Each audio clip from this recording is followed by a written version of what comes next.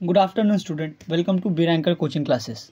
देखते देखते हम लोग का 4 एग्ज़ाम ख़त्म हो गया। कल मैथ्स का एग्ज़ाम है, तो मैथ्स एग्ज़ाम से पहले हम लोग यहाँ पे कुछ चीज़ें देखेंगे जो मैथ्स के एग्ज़ाम के दौरान हम लोग को ध्यान में रखना है। सबसे पहला तो है read carefully question papers guideline. सबसे पहले देखते हैं हम लोग गाइडलाइंस क्या है। 2023 का मैथमेटिक्स का पेपर मेरे पास है। क्वेश्चन पेपर के अंदर ये गाइडलाइंस दिया रहता है।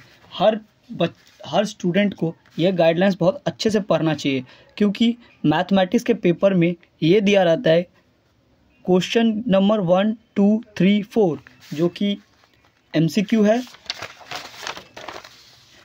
फिल इन द ब्लैंक है, ट्रू फॉल्स है एंड एसक्यूज है। ये सबको हमको एक ही लाइन में करना है।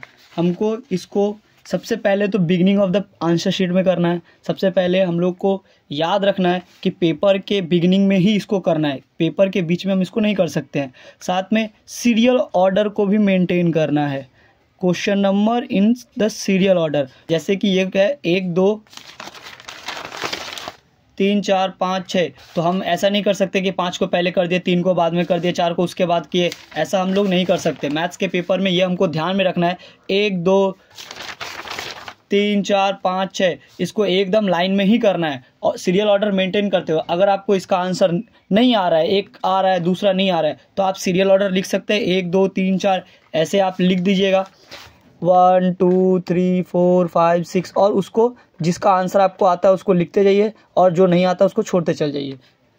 ऐसे करके हम लोग को ये करना है। ये गाइडलाइंस दिया है। ये गाइडलाइंस को आप अच्छे तरह से पढ़ें, गाइडलाइंस को अच्छे तरह से पूरा पढ़े। 15 मिनट मिलता है आपको क्वेश्चन पेपर पढ़ने में, और 15 मिनट में हम लोग क्वेश्चन पेपर नहीं पढ़ सकते हैं। इससे अच्छा है हम पूरा गाइडलाइंस बहुत अच्छे तरह से पढ़े। गाइडलाइंस में और बहुत कुछ दिया हुआ है। कैलकुलेशन करके दिखाना पड़ेगा, ड्राइंग मस्ट है, जिसमें ड्राइंग ज्योमेट्री में ड्राइंग लगता है उसको ज्योमेट्री में मेरे को ड्राइंग करना पड़ेगा। जो पाई का मान है वो 22/7 लेना है। ये सब हम लोग को ध्यान में रखना है। दूसरा है look carefully at units in every question. इसका मतलब क्या होता है? मतलब होता है हम लोग को एवरी क्वेश्चन में यूनिट्स देखना है। मतलब जिसमें सेंटीमीटर है वो देखना है, मीटर है या फिर किलोमीटर है। हम लोग को ये देखना पड़ेगा क्या है, क्योंकि किलोमीटर को अगर मीटर कर देते तो क्वेश्चन पूरा गलत हो जाएगा। हम लोग अगर आंसर सही भी करके आते हैं तो आंसर को काट देगा। तो हम लोग को यूनिट्स का बहुत ज़्यादा ध्यान रखना है। यूनिट्स कैसे दिया हुआ है एग्ज़ाम में, और जिस तरह से यूनिट दिया रहेगा हम लोग को भी आंसर उसी तरह से करना है। अगला है right full answer in answer sheet. ये क्या होता है? हम लोग तो आंसर लिख के ही आएंगे नहीं।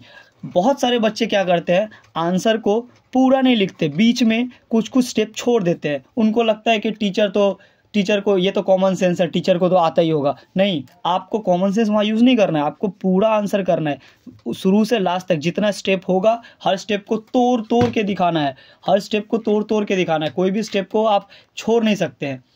अगला है rough work in right side in the answer sheet. जैसा कि हम लोग गाइडलाइंस में देखे थे, रफ वर्क को करना ही जो बहुत ज़रूरी है। रफ वर्क को राइट साइड में करिएगा।